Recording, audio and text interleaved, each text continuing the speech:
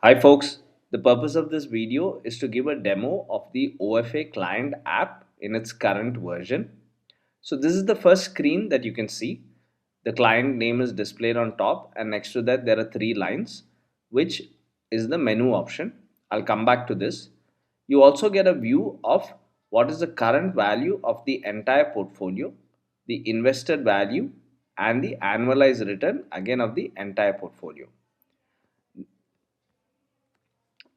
When you go further down, you can see that the value of the entire portfolio is shown in the middle of the pie. Now, here there is only one asset class which has been invested into, which is the debt fund. So, therefore, the entire pie is pink in color. But if you have invested in multiple asset classes, then the pie will be split up in the percentage accordingly. Now, if you were to click on the center of this pie, then it would open up another screen where you can see all your funds which you've invested in. But my suggestion is that don't do that. And also on the place above where you can see the annualized returns, don't go by that annualized return, because if you've invested in multiple asset classes, then you may be aware that they all behave differently. So your equity funds would behave differently compared to your debt funds, and a debt fund would differ from the performance of a gold asset class.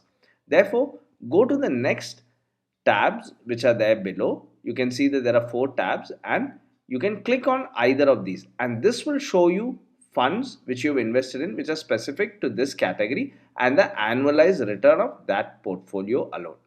So in this example, I'm going to click on the debt fund category. When I click on debt funds as a category, then it opens up this screen where it shows debt MF portfolio on top, the current value of all my investments in the debt funds, the invested value, and the annualized return of the debt fund portfolio. So here you can see that there is only one fund which has been invested in, which is the SBI savings fund. But if I had invested in multiple funds, let's say an HDFC ultra short fund and an Axis short duration, all of them would show up here. My annualized return across all these funds and all investments would show here.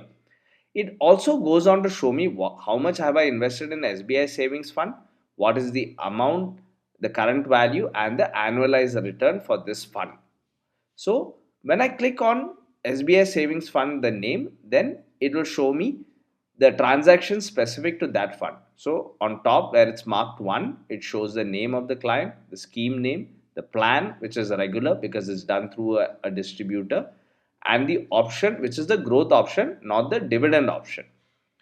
This at the bottom, the second where it is mentioned transaction details, there it shows you on which date the transaction was done, what was the NAV as on that date, what was the amount invested, and therefore how much was the unit that I got. It also shows the transaction type, whether it was purchase, that is a one time payment, or a lump sum, or a SIP purchase has been done.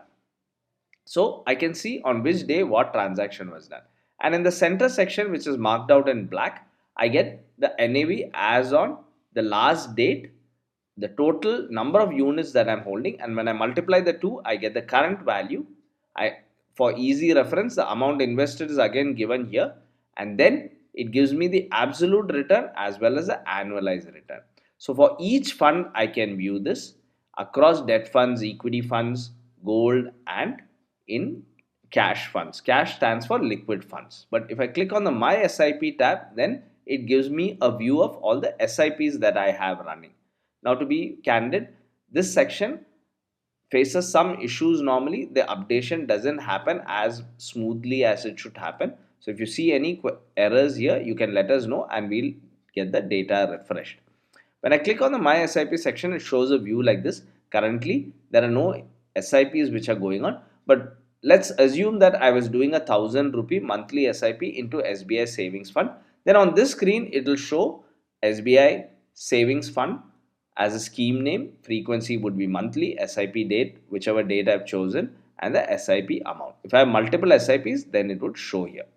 Now, many first time investors don't see some of their SIPs here, because many times the first SIP is treated as purchase and the second SIP is treated as the SIP. So it might take a month for the data to show up here, but you can see the transaction in the portfolio section. Now to go back to the menu option, when you click on this menu option here, the three lines on top, then you get a menu like this.